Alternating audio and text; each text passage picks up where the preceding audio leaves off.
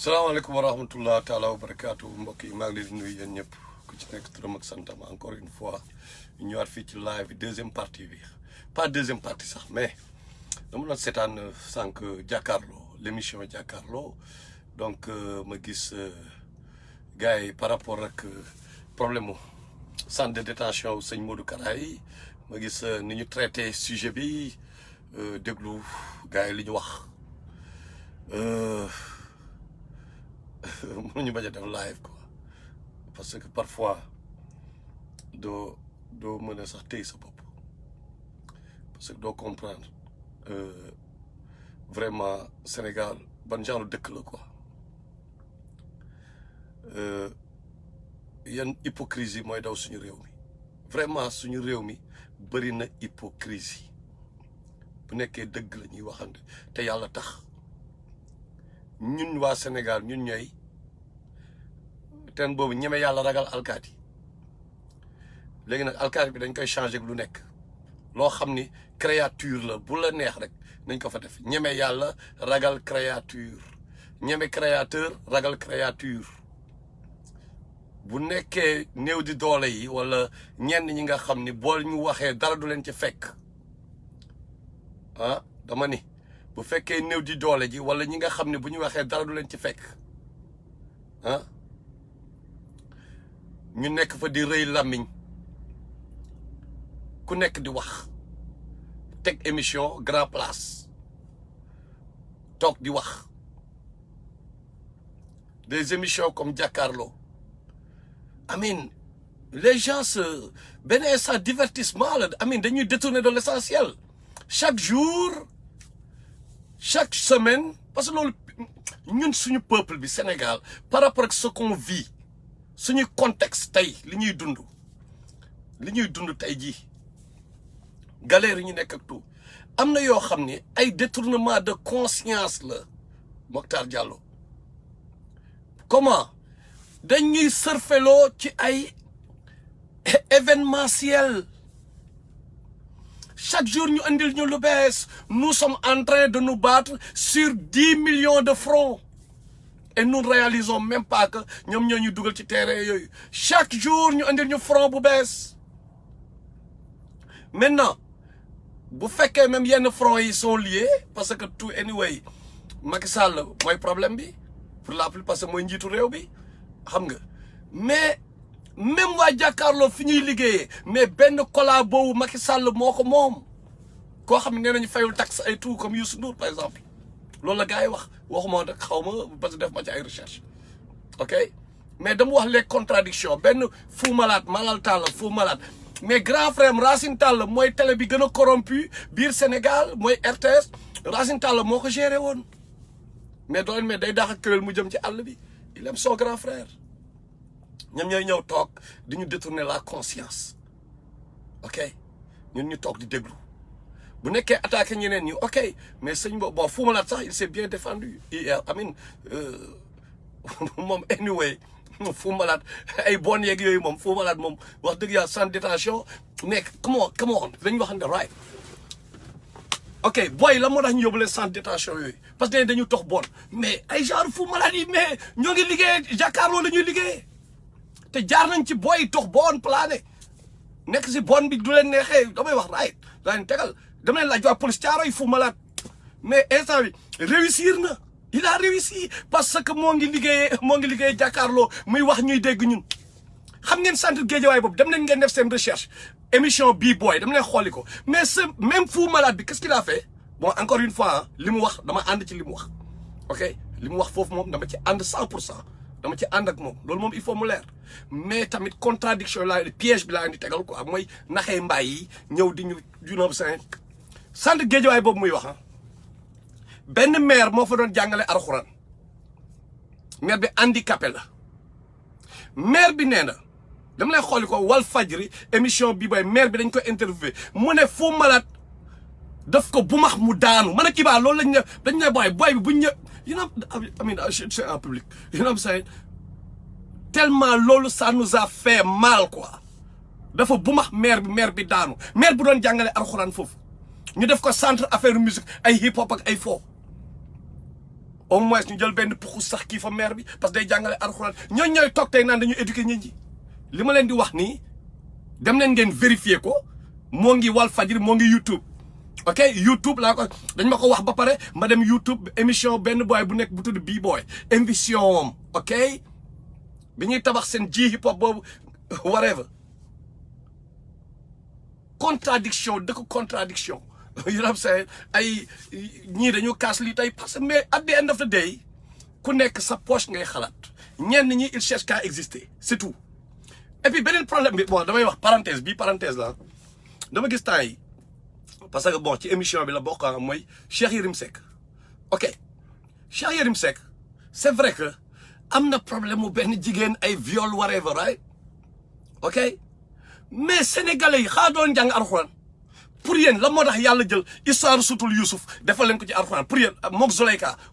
la ngeen ci war a jàng non pour yéen histoire boobu yàlla y a des milliards problème yu am mu tànn ci yoo xam ne daf ñu koy nettali sutul Youssouf ci boppam mu ne li gën ci nettali moo ngi ci alxuraan bi dama lay xool verset 2 sutul Youssouf mu ne li gën ci nettali moo ngi ci alxuraan bii la ji gën maanaam li ñu gën a amal njëriñ Youssouf ak Suleyka nan la mujjee Youssouf alayhi salaam dafa ne Allah ba ma fi jëleewul dinaa daanu moo ñaan yàlla pour ñu yóbbu ko prison yàlla ci boppam nee na Youssouf moom moo ko dimbali bu du moon loolu dafa na am problème pour dire que kii jigéen parfois moo tax gis affaire jigéen yenn saay ok waxuma nag ay viol comme ñoom Cheikh Yérim Seck li mu def waxuma nag dafa garaaw de mais ay ñoom tey Tariq Ramadan ñoom Cheikh Yérim il y a des choses qu'il dit que je suis point d'accord avec lui am na yeneen affaire yu ma xam yoo xam ne peut-être neexuma you know what I'm saying par rapport ak sa benn sister whatever you know what I'm saying neexuma bon yooyu c'est sa vie c'est relation mariage am whatever mais quand même am na yoo xam ne du ci foofu nga koy créer quand même mais benn affaire bu amoon après mais mënul repentir quoi mais mën na repentir mais nag c'est vrai que nag bu repentiroo tamit mënul ñëw di occuper yenn poste leadership yi tamit parce que yenn fautes yi boo ko defee da ngay fay mënoo am na yoo xam ne yow yaa koy gérer léegi da nga war a xam sa place tuuti quand même bul jéem a yaakaar ni nag war nga ñëw rek nekkaat fi nga nekkoon directement non faute bi da nga war a c'est une erreur mais quand même nit ñi waruñu la ñëw jàpp di la condamner di la képp comme si c'est fini quoi c'est fini gain bi c'est un pourri c'est bon quoi donc lépp lu mu wax doo ko dégg non mais quand même bu defee loolu am na xam-xam bu mu jàngi woon mooy journalisme bu nekkee indil na la ci lu taxaw mais jël ko bu la ci indilee ay yëfu daf que parce que ñoom ñëpp pour la plupart c'est des corrompus aussi quoi côté système Macky Sall lim leen di corrompre quoi xam nga mais xam nga bon jigéen ñi ñoom on peut les comprendre parce que bu ñuy violer jigéen la ñuy violer ñoom dafa metti ci ñoom moo tax tamit jigéen ñi bu ñuy bañ ñun mënuñu comme jigéen ñooñu porter plainte affaire yooyu masla ak ñoom rek lañ mën defa waxtaan ak ñoom nga leen non grand bàyyi leen mu jàll parce que bi ñuy violer ñoom la ñuy violer ñoom ñooy subir douleur beeg yooyu ñoom ñoo koy gën a subir ok donc mënuñ ñëw tamit naan waaye jigéen yu bon yi ay féministes yi nangam na ñoom tamit il faut ñu comprendre leen par rapport ak ni leen def et tout donc il faut que ça soit équilibré loolu parenthèse la woon na bàyyi leen Cheikh Yérim benn instant mu gérer grawul si yi on vous comprend amul problème xam nga on vous comprend parfaitement xam nañ bu baax li ngeen di wax lan la wallahi xam nga léegi pour revenir ci thème bi affaire sëñ Modou Kara bi waa mais gis ngeen man image yi ma gis est-ce que gis ngeen ko man j'ai vu mais ay boy bon amin bi may jógee Sénégal la bu ñu réglé nguuna bon par exemple boy damay yar ay poulet temps yi de wala damay yar benn affaire ci loolu laay ñëw tabax genre tabax yooyu quoi mooy da nga tabax benn genre tabax nga jël ay grillage mooy grillage yu ginaar yooyu ñu doon kay suñu pigeon yi temps booy mais genre grillage yooyu laa gis mais mën na gis ay boy yu nekk ci biir mais y a un problème quand même bu ñu ñëwaatee ne dañu jéem a défendre sëñ Modou Kara ñoom ceddo murid sadiq mais nañu ragal yàlla gis nga am na loo xam ne war nañ ko jàng ci murid yi mooy la solidarité murid entre ñoom mu solidarité bi côté économie côté développement côté luy développer réew seen solidarité bi dafa baax dañu dimbalante dañu kii mais à un moment aussi c'est exagéré ci ñenn ñi pas ñëpp bien sûr mais ñenn ñi c'est exagéré dañu dem bay défendre le mal quoi parce que mal boobu murid la comme man maal boobu day toog naan waat naa ci sëñ Saaliw laa wax ah waat naa ci diw di leen nax parce que bu ñu tuddee sëñ Saaliw waaw kon gars yi calmé wu mais moo yooyu ci yooyu la ñuy profiter quand même ci yooyu lañ leen di naxee ok mais mënu leen ñëw amul foo leen di jaar ba wax ah ne ñëw ngeen ragal yàlla ngeen di yéen ay vrai talibé sëñ Touba ngeen ñëw di soutenir loo xam ni c'est en contradiction ak enseignement sëñ Touba ngeen di koy ulal lay bàyyi leen seen yi ngeen di def bàyyi leen li ngeen di layal fen kenn du ko layal sëñ Modou Kara mënul ubbi centre de redressement yéen barki démboo Njaay la démb bi mu fi tëddee ci hôtel ñoom Aline Kassé xanaa da ngeen ko fàtte dama ni sëñ Modou Kara bi mu tëddee ci hôtel ñoom Aline Kassé ne génnul moo tey lu ko neex lay def da ngeen ko fàtte ah mais yaa kan moo soxla redressement quand même sëñ Modou Kara barki démboo Njaay la toog ne du julli faalewul yàlla ngeen toog ngeen naan waaw ñun centre bi dañ ciy jàngal ñi alxuraan mais ki créé centre bi nee na xamul alxuraan faalewul alxuraan du julli nee na moom day bu leen naan sàngara temps jamono yi may man waxuma moom moo wax jamono yi may naan sàngara mais moom moo wax ci gémmiñam lan moo ko wax loo we don't know nañ waxante dëgg moom moo wax ne faalewul islam quand même mais mu créé benn centre ngeen naan waaw parce que xam ngeen ni sénégalais dañoo sensible ci yenn yi mooy ngeen ñëw naan waaw centre bi dañ siy jàngale alxuraan jàngale kii surtout parce que xam nañu gars yi murit xam nañu murit yi yu doon say boo gëmee sëñ Touba xam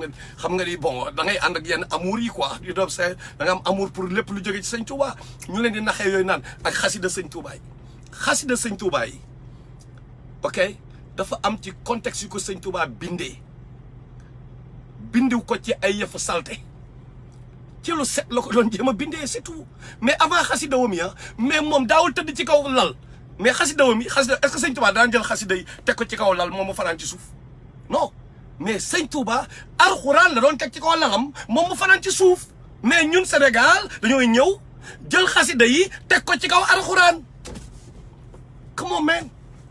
dama ni encore une fois sëñ Touba daawul nangu tëdd ci kaw lal alxuraan tegu ci suuf day jël place am fi mu doon tëdd mu teg fa alxuraan bi moom mu tëdd ci suuf ndax ormal alxuraan ñun ñu ñëw suñu génération bi ñu jël xasidaam yi moom en tant que créature ñu teg ko ci kaw alxuraan bi nga xam ni ki ko bind créateur la du sax kii mais waxu yàlla la waxu yàlla la ñu jël waxu créature bu ko teg ci kaw waxu créateur bu ñu waxee gars yi justifié non dañoo jël alxuraan bi dafa jël alxuraan bi moom la jël traduire ko nangam mais sëñ Touba fekkee na benn génération du fi nekk éternellement yàlla nag daf fi nekk éternellement yàlla rek moo mën a bind pour génération bépp bu ñëw ba fi àdduna di jeexee amul mbindeef bu ko mën te alxuraanam bi yàlla du bàyyi sax ay yonentam bi sax di bind lu toll ak alxuraan bi loolu sax yonent yi du ko bàyyi wa maa yundiqu anil hawaa c'est clair mais bu doon ñoom dañu jéem a bind la concurrence même yonent yi sax duñ ko mën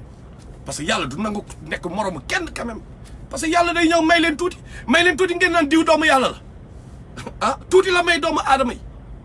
moo tax mu ñëw ak Muhammad sallallahu alayhi wa sallam mu ñëw verrouiller lépp di dal ci kaw rasulullah sallallahu il est dur avec rasulullah dans le Coran yenn saa yi day wax ak moom durement xam nga léegi nag gars yi xam nga fu ñu jaar gars yi dem ci Ali commencé na Ali mooy yàlla commencé na Ali mooy xawma lan commencé dem ci Ali parce que rasulullah yàlla daf ko verrouillé pa ne mooy gën ci nit ñi mooy gën di mindeef mais nit la dama ni rasulullah sallallahu alayhi wasallam mooy gën di mindeef mais nit la loolu la yàlla wone juif boobu ñëw jóge fële ñëw gëmloo gars yi ne way moom mooy kii waree ba donc sëñ Modou Kara nee na leen gëmul mais moo ko wax ngeen di dégg ay julli de moom kooku ka lay redressé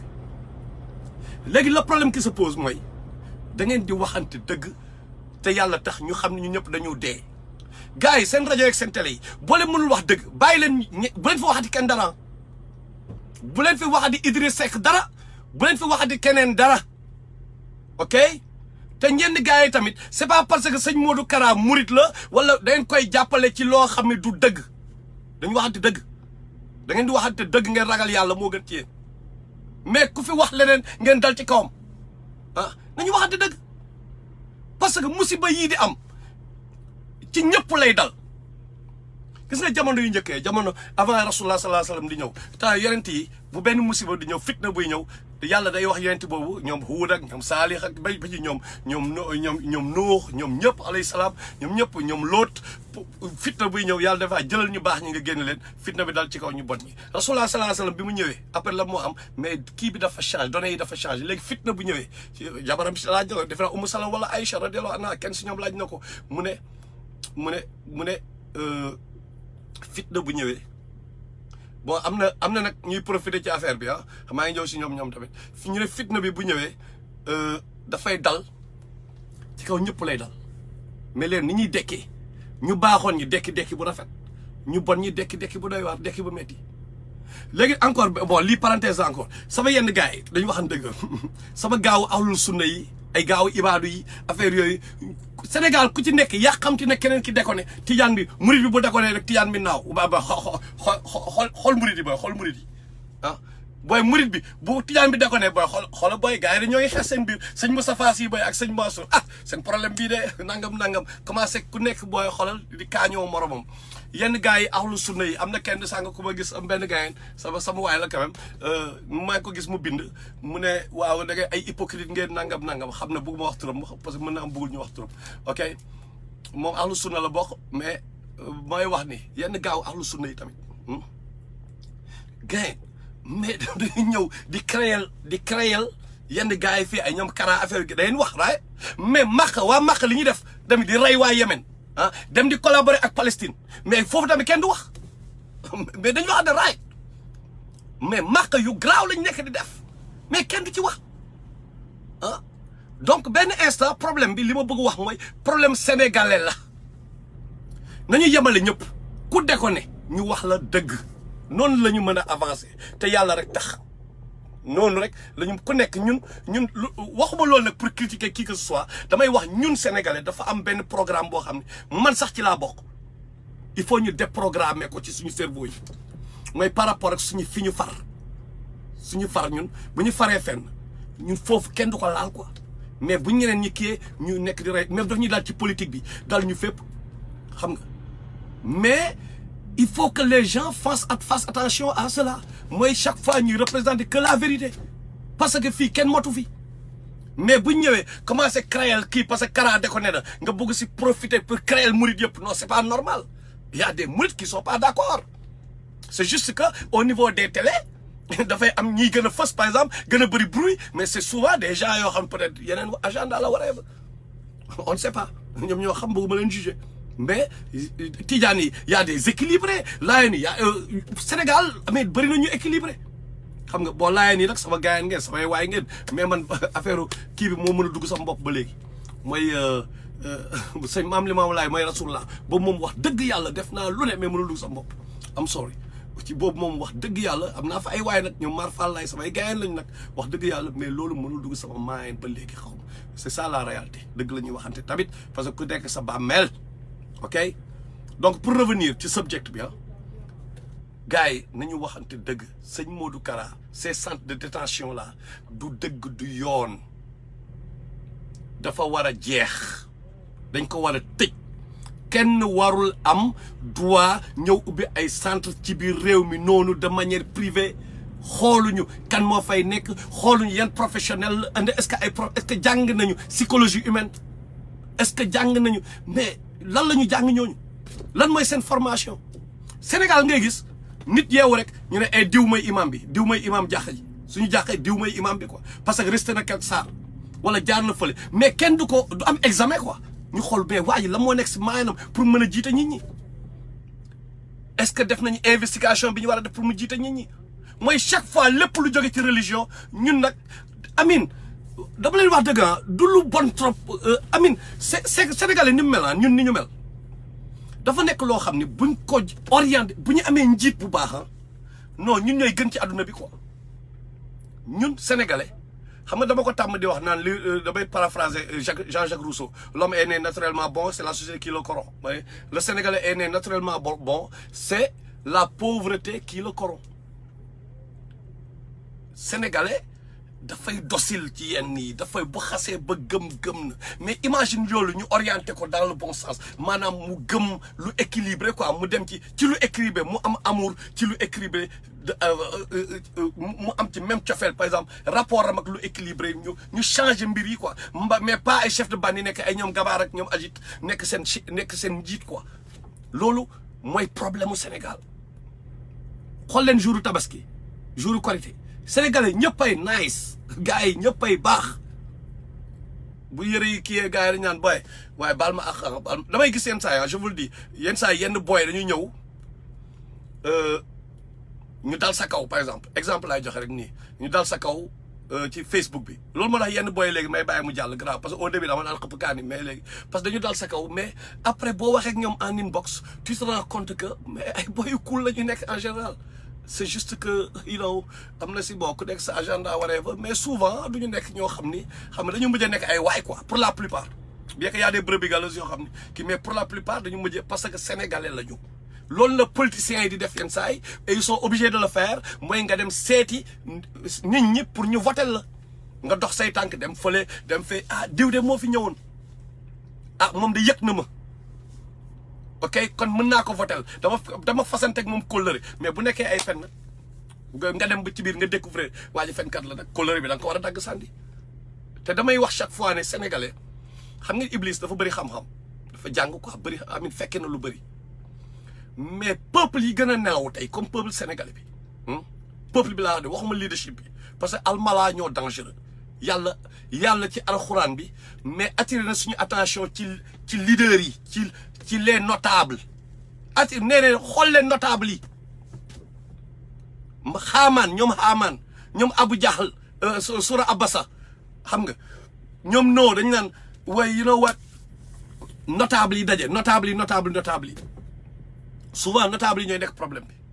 ok léegi sénégalais comme que Iblis moom dafa am xam-xam ci lu bëri xam na ni sénégalais bi ak ni muy gëmee bés bu ma ko mayee tuuti rek ma bay ko réppi et l'homme noir sax laay wax de manière générale bu ma ko mayee tuuti rek xool day yàq sama agenda moo doon ni ma bañee woon maam Adama ne ma promettre ne dama leen di yóbbu safara ñoom ñëpp ba xam ngeen promesse bi naa leen attaqué ci kanam ci ginnaaw ak promesse am boobu mu def boobu naan ñu bëri naa leen yóbbu yàlla ne ko sama vrai serviteur mënatu xam ngeen histoire bi n'est-ce pas donc ça signifie tout simplement que moom ak xam-xamam fi gën a kii foofu lay concentrer force am mais l'homme noir xoolee liñ ko teg yëpp ci ay musiba ay njiitam di ko teg ay musiba ba léegi l'homme noir il est là quoi mais loolu peuple boo ko teg mu révolté wu bu yeboo mu dee l'homme noir lépp moo l'homme noir le sénégalais dañu nangu xool leen Macky Sall xool leen Idriss Seck keroog li mu def damaa fas seen wama yéene di foo di ree di plané gars yi bàyyi ko muy plané ba léegi moo ngi fa jël suñu milliard toog sénégalais toog cool quoi mais parce que ci ADN am na nu leen yàlla bindee sénégalais yi mais loolu buñ ko orienté ñu équilibré ko ci lu mais sénégalais que xool li ñu parce que yàlla dafa ne muñkat yi la àndal donc mën nañ ko liggéey rek sénégalais kenn du ko dàq muñ bon bien que nag sama yenn gars yi moom seen muñ moom mooy teg dil xam nga tant que affaire bi kiiwul lu ñu mën a muñ ok xam nga li may wax lan la right so njiit yi ñun boog peuple bi li ñu war a def ñi nga xam ni boog ñoo ngi naan dañuy xeex pour réew mi li ñu war a def rek mooy établir une proximité avec le peuple bu dul loolu ñoom sëñ Modou Kara gars yi ñooy récupérer booy yi te booy yi tamit fan lañ jëm am mais il faut ñu récupérer leen parce que offre lu leen leneen man booy yenn saa yi da ngay ñëw waaw dañuy ñëw déconné parce que li may wax nii xam naa neexul taalibi sëñ Modou Kara dañuy ñëw yenn saa yi di wax lu leen neex di la jéem a saaga wala dara mais pourquoi je réagis pas booy bi pauvre boy victime dama naa pauvre boy victime la ndeysaan victime la xam nga il n'a rien compris moo tax muy def li muy def mais petit frère la boo xam ne peut-être un jour qui réalisera une prise de conscience après mu ñëw mu comprendre lu bëri mais malheureusement boy boobu victime la xam nga dañ ko parents mi xoolal boy yi ñuy wax yëpp seen parents yi ñoo leen sandi ci biir centre yooyu majorité xale yi seen parents yi ñoo leen fa sandi sax xam ne lu la parents yi sandi leen fa tamit benn instant mais parce que tey jii foo leen koy xamee tey ñi nga xam ni tey yàlla may na leen alal biir Sénégal réseau cocaïne bi kan moo ko gérer biir Sénégal ñan ñooy tox waxuma la bon yi de booy di 15 ak tox bon de xam nga ñooñu mooy bay pauvre yi ñan ñooy tox réseau cocaïne bi biir Sénégal gis nga ni scandale boobu amoon ñi ñu fa jàppoon ñëpp bay gel boobu deewoon ay doomu ñan la ay doomu baadoolo wala doomu riche ñoom ñëpp ay doomu riche la papa yor nañu mais ñoom ñaata ngeen ci gis ngeen ci benn xale boo xam ne doomu riche la ñu jël ko sànni ko ci centre sëñ Modou Kara wax leen ma benn boy boo xam ni mën na am na exception mais benn koo xam ni ci riche ñoom ñëpp seen parents ay pauvre la mais xam nga lan moo am gis nga boy feebar boobu ñoom ñiy feebar bi leen dal noonu ni ñu gëmee sëñ Modou Kara noonu mais ba jël seen doom kii noonu affaire xale yooyu gis nga seen moyen li ci nekk mais papa bi yaay bi même moyen bi moo ci nekk même moyen moo nekk ci papa bi yaay bi taalibe la. C'est ça le problème avec sëñ Modou Kara moom bu gaa yi wax ay centre de redressement fi ubbi nañ mais la différence est que moom religion lay jiital moom nee na guide religieux la ok c'est un guide religieux dégg naa Pape Djibril Fall daan waaye la temporel la ko kii di plané moom tamit mais ça nous avons nos réalités en tant que sénégalais ok le spirituel ak temporel whatever gisee nu mu demee mais nu xale bi nekkee bi ay parents am noonu lañ nekkee victime mais loolu moo tax sëñ Modou Kara par exemple n'a pas l'âge de xale yooyu mu yóbbu fale seen papa yeeg seen yaay yi la tollool âge ce qui veut dire que moom bi muy tëdd ci kii yu ñoom Aline Kassé bi ne du fay seen papa yeeg seen yaay yi ñoo ngi fa woon lan la ñu def peut-être qu'ils avaient applaudi c'est normal seen papa yeeg seen yaay yi ñëw ne waaw sëñ bi kay yàlla na fi yàgg fàtte sax seen doom yi ci loxo yu wóor laa teg sama doom pourquoi parce que ci loxo sëñ Modou Kara Serigne Modou Kara laa ko teg donc c'est même pas la peine may visiter ci xale bi ñuy wax gars yi ñëw di ñu jéem a nax aussi ci benn docteur xaw ma docteur ñaa xaw ma Basirou ñaa mais docteur ñaa boobu ñëw na ne man docteur laa waree fa gars yi jël di circuler audio bi xool leen docteur nee na moom jël na doom yóbbu ko ci centre yooyu man li ma gis docteur bi il est même pas qualifié pour nekk docteur mooy gis ngeen image yi kan mooy jël doomam di ko yóbbu foofu pour redresser ko non kan surtout yow tu as les moyens en tant que docteur xam la moo daal docteur boobu talibé la c'est ça la réalité bu doon ñoom tak bi mu amee la ñu réagir les gens se sont préparés ils ont envoyé des émissaires partout dem leen TFM jàkkaarloo dem leen fële ku nekk na dem ñu envoyé émissaire am na benn boy bu toog di plan di wax ay waxu yëre bii ma sol sëñ Modou Kara sax moo ma ko may nang mais il parle de yëre come on man donc yow am nga benn relation boo am c'est normal yaa ngi communiquer ak moom tu vas jamais lui désobéir n'est-ce pas dañu wax di dëgg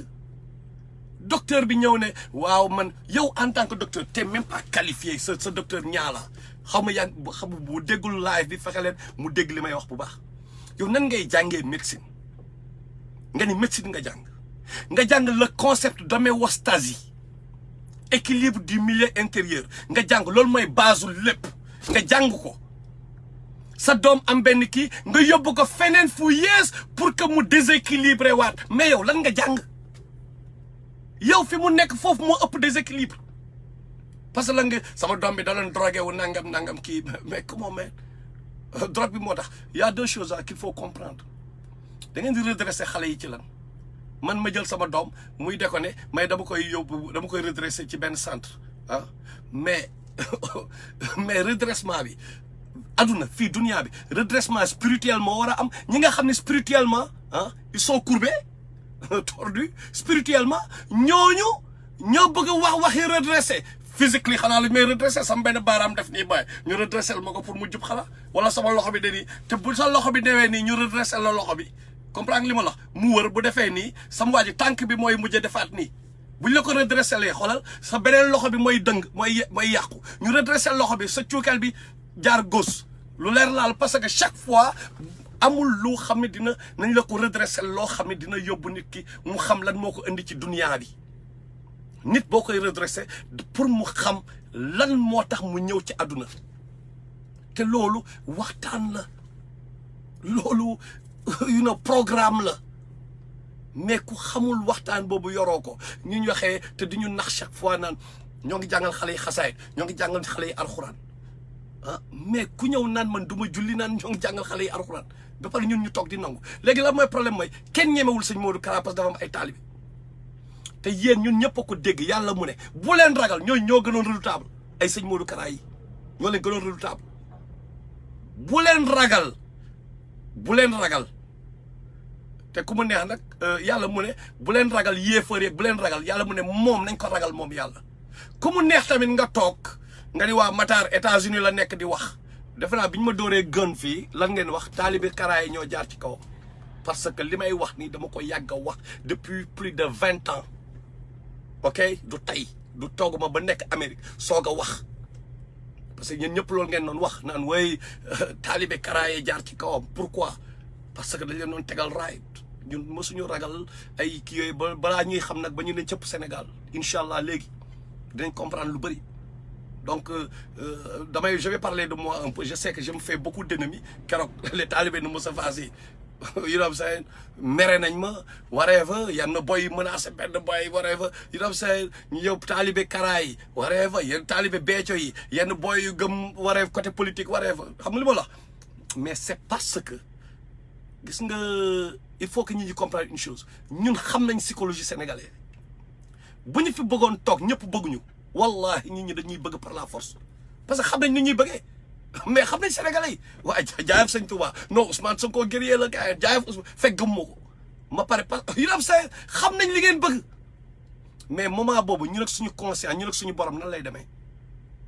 xeex Sénégal loolu laa wax ñu bëri xeexal sénégalais yi test la bu jóge ci yàlla test bi gën a metti ahasiba nnaas an yutraku an yaqulu amanna wa hum laa yuftanun boobu encore une fois aaye boobu la da ngeen naan da ngeen a gëm te kenn leen testé ñun ñoo ne dañoo gëm combat bi ñun ñoo ne dañoo gëm kii yàlla daf ñuy testé tegoon situation ne ok lan ngeen di def dañ wax wala duñu wax instant yii dina am ay milliers de personnes yu déglu live bi parfois y a des gens qui me disent mais gayen yow xanaa tu vois le mal partout non du man maa am le mal partout de Sénégal moo am le mal partout xaw ma ndax remarqué ngeen même booy wax ci Sénégal boo concentré wul trop boo jëlee benn thème nga commencé wax ci benn point boo nga commencé jëm yoonu Colobane da ngay toog bu yàgg rek gis sa bopp yoonu Sangalkam te doo ko tey nga nekk yoonu Sangalkam toog ba mu yàgg rek gis sa bopp yoonu Saint-Louis tellement Sénégal problème yi dafa bëri te tout est presque lié c'est ça le problème du Sénégal le grand problème parce que fépp poy metti mais lu tax ma leen di andil par rapport ak ñun peut suñu histoire que gars yi comprendre la motivation derrière li ñuy jéem a def la motivation lan la ok dafa mel ni ngay seetaan benn film bandi bi da ngay yàqamti ñu rey bandi bi ñun affaire boobu la ñuy fil da ngay yàqamti jeune bi booy màgg yàgg ngeen seetaan film indo xam ngeen baax li may wax ok màgg ba ñoom kol bi ko màgg ñëw créer kii parce que da ngay sot quoi ci sa mind pourtant benn film la boo am ay indo la yu nekk Inde yow ne faale wuñ la sax parce que dafa am yu nekk ci yow nekk si ñun ñëpp loo xam ni peut-être duñu bëgg injustice mais Sénégal bëri na injustice bëri na baadoole yi ñoo gën a sonn Sénégal baadoole yi mais baadoole yi tamit buñ leen di wax dëgg ñoom ñooy ñëw di xeexal seen bourreau yi quoi baadoole yooyu ñoo xam ñooy victime yi ñooy xeexal seen bourreau yi ñoom nañu yeewu nañu comparer suñu bopp ak tubaab yi xool leen tubaab yi ñu bëri ñun ay immigré la pourquoi tubaab yi amuñu problème yi ñu am pourquoi te ñoom duñu julli pour la plupart duñu woor mais pourquoi ñun ñuy julli di woor ñun ñoo am problème ñoom amuñu parce que ñoom seen société men di wax li am ñoom seen société lépp a jaar yoon mënul parfait bien sûr mais gars yi nekk fii États-Unis xam ngeen baax li may wax justice bi boo kayee na lay yóbbu tribunal même bu dee kii oto yaag policier bi yéenay àndandoo dem tribunal ok yaag policier bi la arrêté laa wax la yéenay demandoo code lu mënta am da ngeen dem ci yoon ñu àtte leen même bu nekkee yow immigré nga bien que racisme dina am parce que yàlla moo ne Adama ak Awa ak Iblis descendez sur terre ennemis les uns des autres donc c'est normal am na ñoo xam ne ils sont toujours nos ennemis am na ñoo xam yéen xam naa dund ngeen quoi toog leen boobu yaa ngi gis benn gars boo xam mais daf lay bañ sans raison quoi comprendre nga mais bëggul gis Ndiaye Mamadou neexu ko du mën a expliquer sax pourquoi mooy yàlla du wax muy dañ décret divin bi mooy vous allez être ennemis les uns des autres tubaab bi il faut ñu créer lu xam nga ok donc nañu fexe ñuy waxante dëgg nañu fexe ñu bañ a am lu ñuy ragal ay sëñ Modou Kara benn nit la boo xam ni bu defee lu dul yoon dañ ko koy tegal ay émission yi ay jàkkaarloo ay naxee mbaay la chaque jour ñu indil ñu thème bu bees xam nga di leen détourner de l'essentiel pour at the end of the day business la boo xam ne ay publicité moo koy dundal lan ngeen bëgg mais lan ngeen bëgg c'est normal ñu indi leen ay l'incendiaire c'est normal parce que loolu mooy tax publicité ñëw booy télé bii lañ gën a seetaan biir Sénégal TFM Sen TV mais ñoom lan la ñuy xool li nga xam ne ñun ça marche day tax ñu bës bouton bu nekkee Pawlish ñun ci affaire Pawlish la ñu gëm mais ñoom Pawlish ak Ouzin Keita xaw ma lan la ñuy indil ñun nañu bës bouton seen télé ñu am publicité pour que ça marche xaalis bi moo leen tax a jóg kan moo leen di jox xaalis ñun ñoo leen jox xaalis bi ba pare ñun bu ñu seetaanee ba pare naan non booy dëkk bi quoi da ngay waaru booy dëkk bi non dëkk bi yàqu na fis ah loolu la ñuy def alors que ñun ñoo may ñi yàq dëkk bi doole boycotté leen seen émission yi ngeen xool boycotté leen une semaine un mois ils vont changer de fusil d'épaule li leen naqari ci télé yi série ak yooyu mais nañ ko bàyyi seetaan parce que it's all about money at the end of the day ñoom ñëpp xaalis rek moo leen tax a jóg ni xale yi di jëlee gaal pour ami pour outil pour dee ci àll bi ñoom noonu la ñuy kiyee seen émission yi pour gën a am ñëpp xaalis la rek moo tax ñun ñu jóge Sénégal ba dem extérieur ñun ñëpp nu ñu dundee survival kese la mais nag du ñu nangu ñuy jox ay poson gaay di ñu manipuler di fexe ñun ñuy surfer ci lu ñuy nelawal mais pourquoi ñu koy nangu waruñu ko nangu ñun ñoo war a bañ gars yi moomuñu Sénégal seen papa yi gënuñu def suñu papa yi ci biir Sénégal seen maam yi gënuñu def seen maam yi ci biir Sénégal ñi di ñëw toog tey naan ñu way ay fas ay genre Idrissa Seck war a amen come on man di def lu leen neex ci réew mi ay Macky Sall lu leen neex ci réew mi ñun ñu toog di seetaan ay ñoom sëñ Modou Kara def ay centre yoo xam ne jàpp privé quoi privé jàpp ay booy teg seeni loi ñoom ñooy bind lu fay am mais personne ne protège personne ba pare bu ñu waxee ñu ne ñun ay jullit lañu mais xool leen Sénégal tey fu mu toll tey yàlla àndul ak ñun gars yi duwaaw yi yàlla jàppul dañu waxante dëgg ñoo ngi ñaan nañ li am Sénégal chaque jour muy gën a dem arrière duwaaw yi jàppul nañu changé duwaaw nañu am na lu doxul quoi nañu changé loolu comme ça bu ñu ñaanee mu jàpp chaque jour góor jigéen yu dul jeex ay lesbiennes yu dul jeex ay tubaab ay indu yi nga xam ne sacré am na ku may waxal jullit rek la ñu bañ gis ngeen ni ñuy persécuter jullit chez eux ñoom ñooy ñëw biir Sénégal di neexle quoi jël suñu teer yi tabaxal ñu ay quelques kër jël suñu teer yi jël li ñu bay yóbbu ba pare mais come on waxuñu kenn bu mu ñëw bañ a ñëw Sénégal bu mu ñëw Sénégal mais am na ñoo xam man du ma may doole ki nga xam ni parce que yàlla moo ne julli yëpp ay mbokk lañu du ma may doole koo xam dafay gën a puissant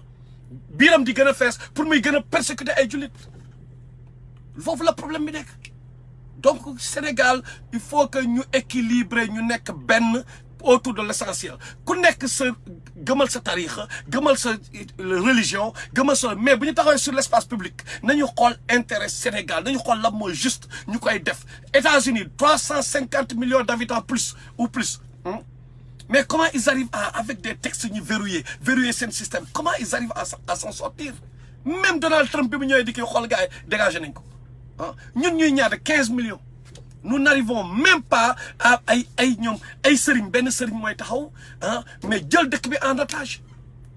jël les Sénégalais en otage Sénégalais yi toog di seetaan ba def na ñoo yor seen caabi àjjana non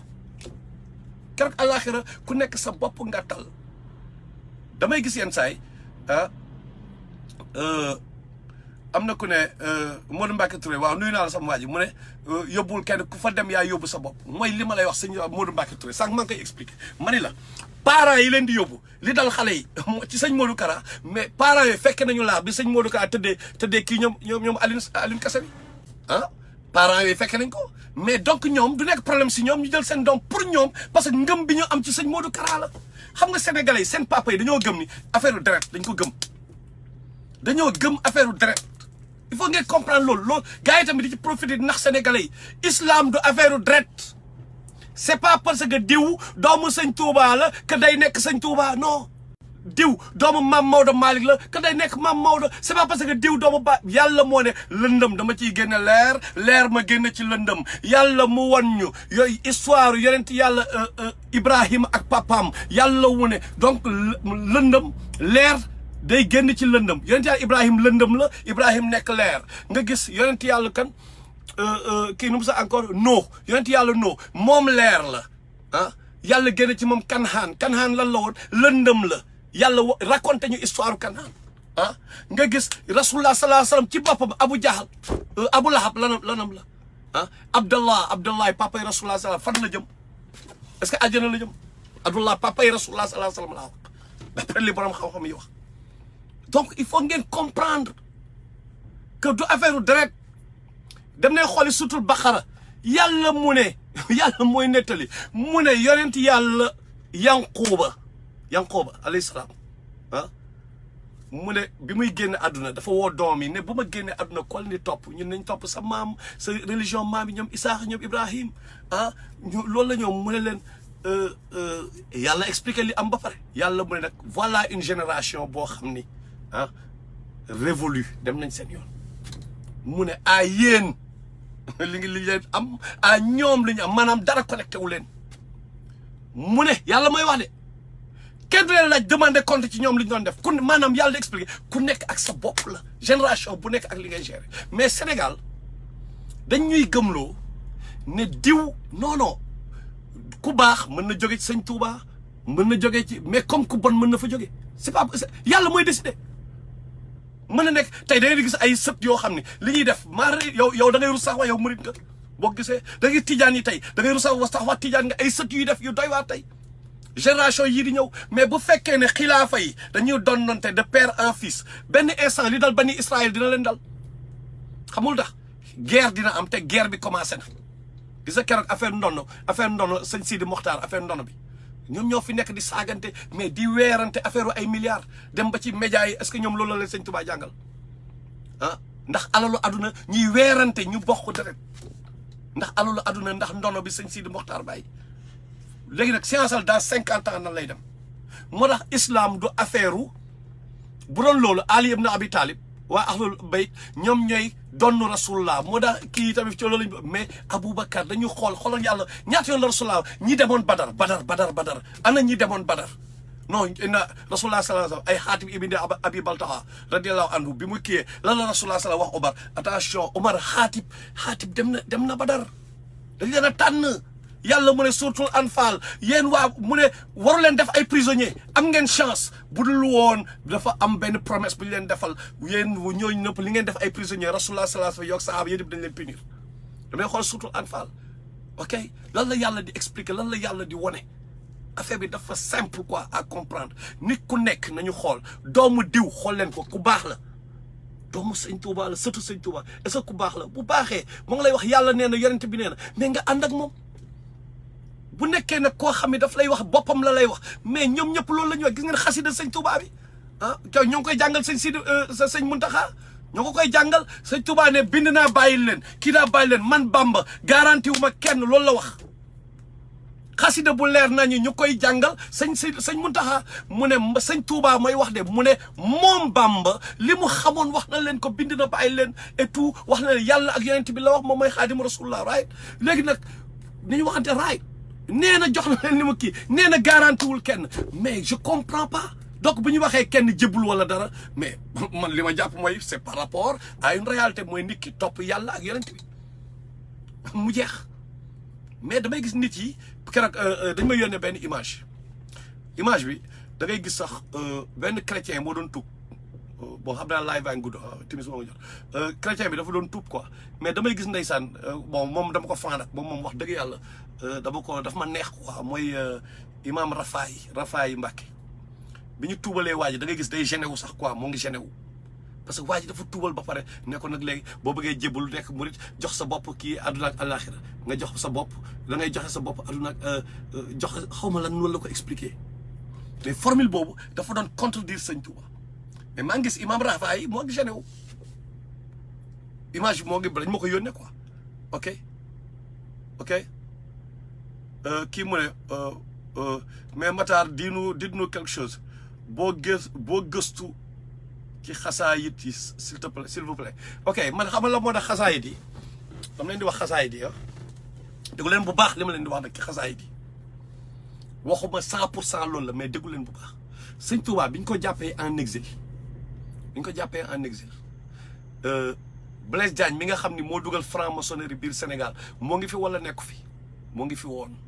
lan la fi nekkee moo ngi bind lettre naan di ñaan tubaab bi pour ñu libérer sëñ Touba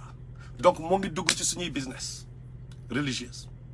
ok gis ngeen li am ak bi ñun bokk jullit la ñu gëm li am ak bible bi ñun loolu la ñu gëm ñun jullit yi boo chrétiens yi leen la ñu gëm jéem ma leen attaqué parce que ku nekk sa ngëm-ngëm je respecte seen ngëm-ngëm yéen chrétiens yi mais ñun loolu la ñu gëm loolu la ñu wax loolu la ñu gëm ok mooy bible bi Paul bi nga xam ne mosul fréquenter Jésus 40 ans après Jésus la ñëw moom moo bind ne Jésus lu bëri moom moo ko waxal Jésus kii ko xam nga ok Jésus waxu ko all right léegi ñu jël changer ay affaire ci bible bi ñu changer ay mbir ci bible bi ok mais yàlla surtout Baxara gis ngeen mënoo nekk jullit te gëmoo livre yëpp muy beneen bi mooy Iblis ñaata yoon la jël forme nit ñëw taxaw di ñu defe ne nit la fekk Iblis la gis ngeen bi ñuy dem ba Badar ay ñoom Suraaxa ben Malik bi mu jëlee formam ñëw taxaw naan kaay ñu dem parce que waa Quraysh dañ doon replier ndax dañoo amoon problème ak beneen tribu bi ñu bañ ñu attaqué leen seen ginnaaw ñu bëgg a retourner Iblis ne non tey day am guerre bi day am kaay ñu dem right jour boobu forme humaine yàlla moo ngi koy wax surtout Anfal mu ne bi mu gisee ñoom Jibril di wàcc mu daw kii foofu am na ku ko jege woon ci kii mais bu mu ko bu max déjà ñu xam ne kii du nit ok donc Iblis mën na jël forme nit comprends nga comme ni Jibril daan jëlee forme Dihya al-Kalbi benn sahaaba ansaar bu nekkoon Médine bu tudd Dihya al-Kalbi radiyallahu anhu Jibril formam la daan ji kooku dafa rafetoon trop anyway biir Médine ansaar la woon léegi li ma bëgg a wax mooy xasaayit boo gis mu nar a indi fanatisme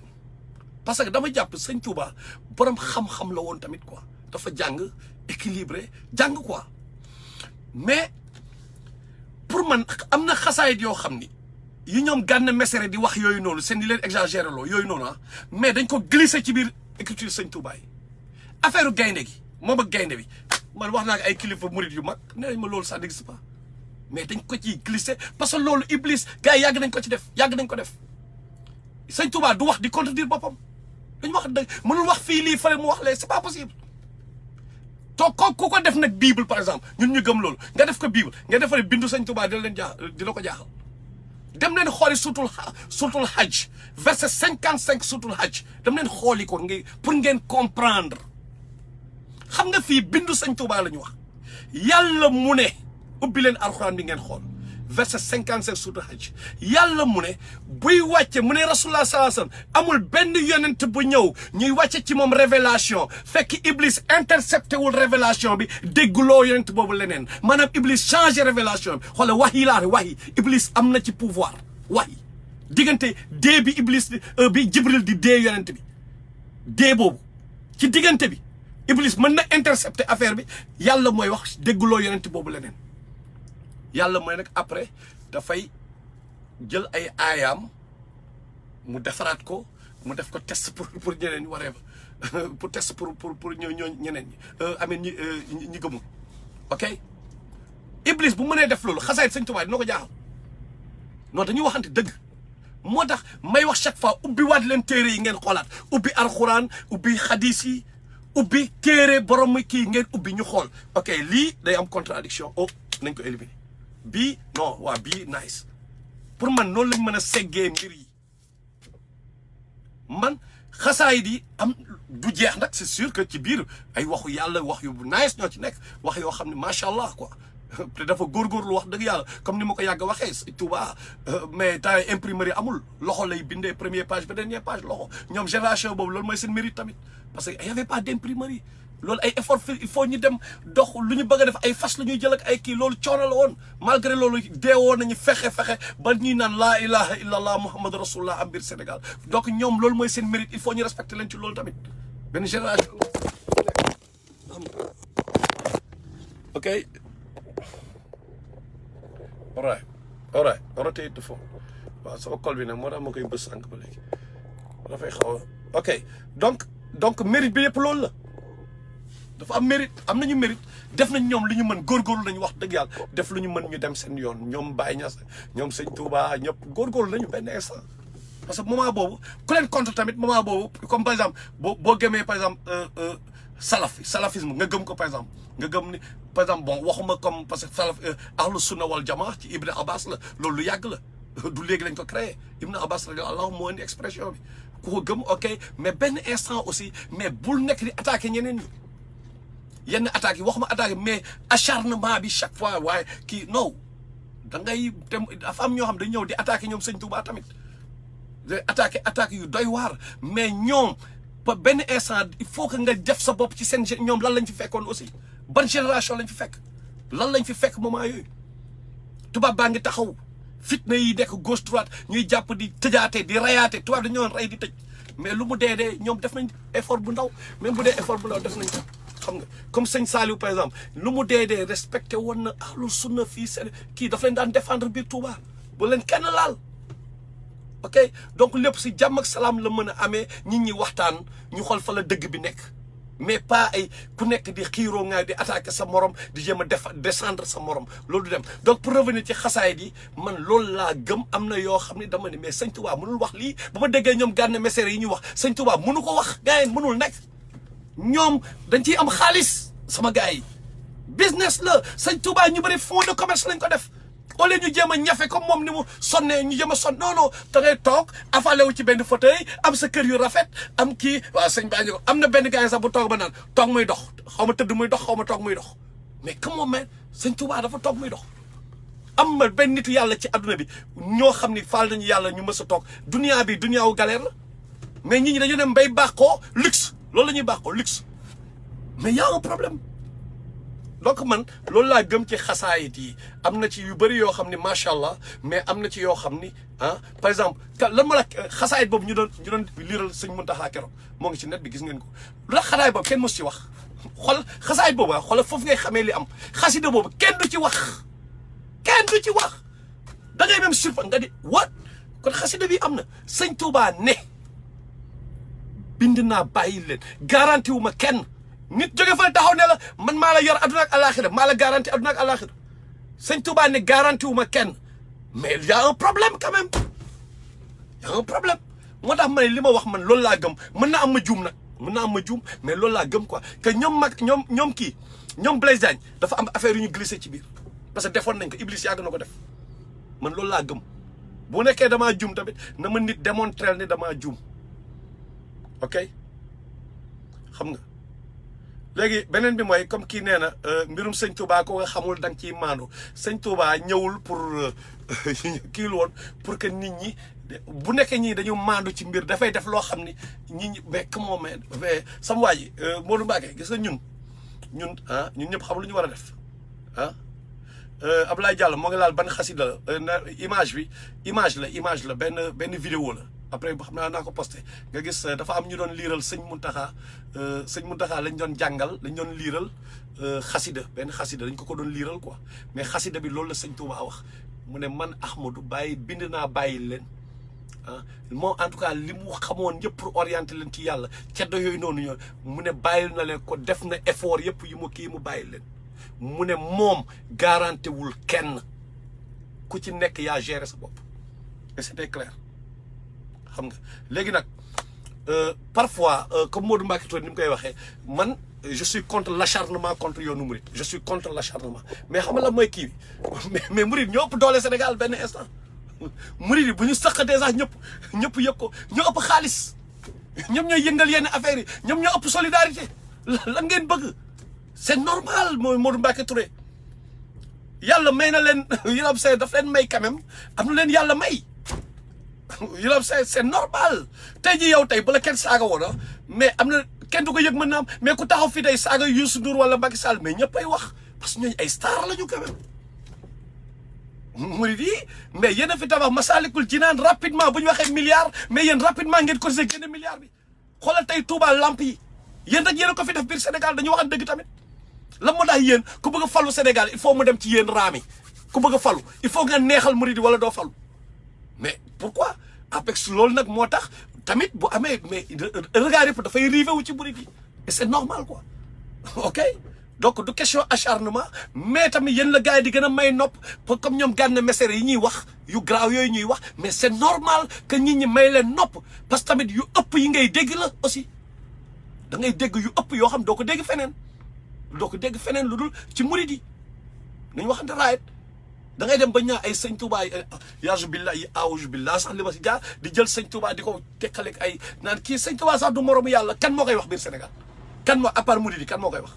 wax yu ëpp yi ci yàlla kan moo koy wax biir Sénégal ñan ñooy ñëw tey ñu gis benn mur ñooy sëñ Touba dafa fële ci benn mur ndekete benn mur bu ñu kii yoon la woon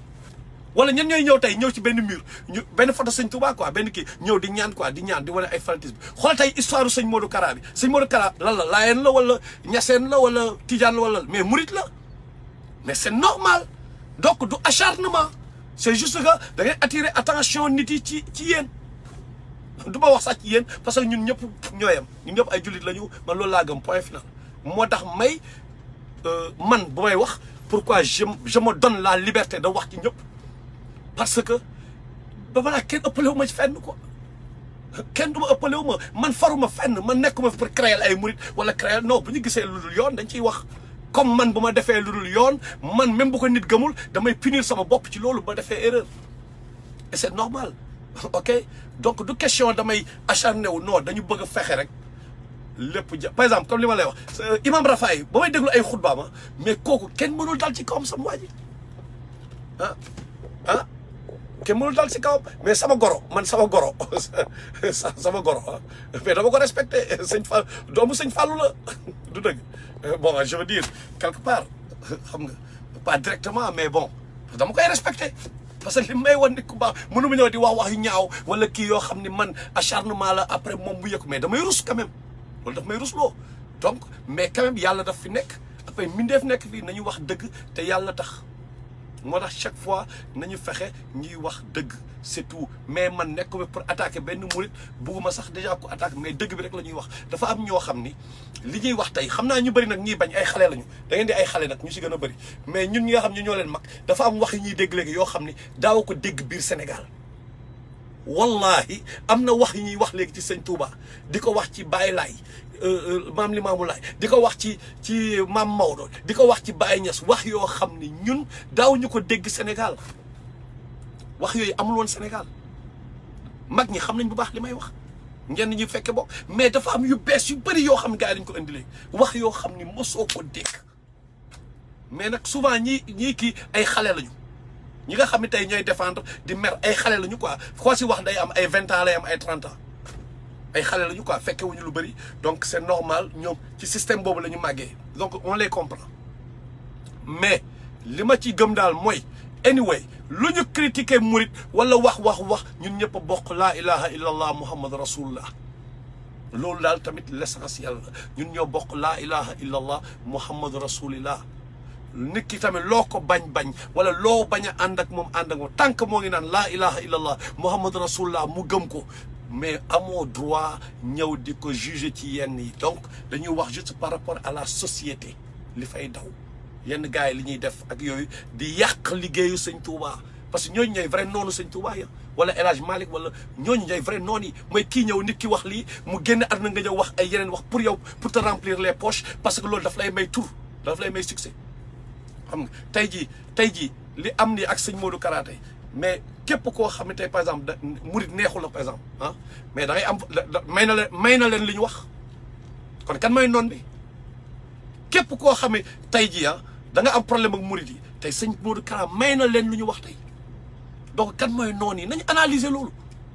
mais tey yow boo nekkee murit par exemple wala loo mënta nekk nga gis benn murit def lu nice mais da ngay fier quand même waa jaajëf kii sama mbokk la kii fara jullit la da nga ciy kontaan du dëgg mais loolu la ñu war a encourager nag te encore une fois Sénégal dafa neexul waxal nekkuñu fi pour gis nga yow Modou Mbacké gis nga man ni may wax ak yow comme yow ni ngay amee problème noonu laay amee problème ak yenn axlu sunna yi tamit comprends pour dire que nekkul ma dëgg sama dëgg boog mën naa ma juum mais sama dëgg laa fi nekkal gis nga ni ñuy ñëwee yenn gars yi naan waaye Matar dafa bañ tariixa xaw ma lan yenn gars yi axlu sunna noonu la ñuy waxee Matar gars yi di jaar fu bon di ma wax lu leen neex du dëgg parce que problème bi en fin de compte problème sénégalais la fu ci nekk tamit am naa fa ay waay yu équilibré fu ci nekk am naa fa ñoo xam ne dama leen a respecté xam ne ñii ay jullit yu baax la jël sama alal jox la leen ñu mel ni ñoom Diouf Mamor Mbacké waaw ñooñu dafa leen respecté yenn saa yi da ngay wax sax boo ko xalaatee nga xaw a rus tuuti xam nga donc moo tax loolu moo indi tamit Modou Mbacké nga bind benn affaire ma tontu la directement fii di wax ak yow directement fii par respect pour toi parce que loolu nga ma won respect bi nga ma won ci loolu laa lay tontu comprendre nga loolu kese la mënuñu d'accord nag ci yenn affaires yi loolu moom dama lay wax dëgg yenn yi moom duñ ci mës a d'accord xam nga duñ ci mës a d'accord donc encore donc pour terminer ma ñëwaat ci subject bi donc émission jàkkaarloo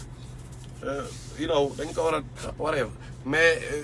ñëpp ngeen di créer affaire sëñ Modou Kara bi bon à part Malal bien sûr Fou Malade xam nga Fou Malade il a bien parlé macha allah xam nga on est vraiment kii ci li mu wax parce que moom xam na yoon bi quoi nuyu naa leen gars yi timis jot na jaayef nuyu naa leen yéen ñëpp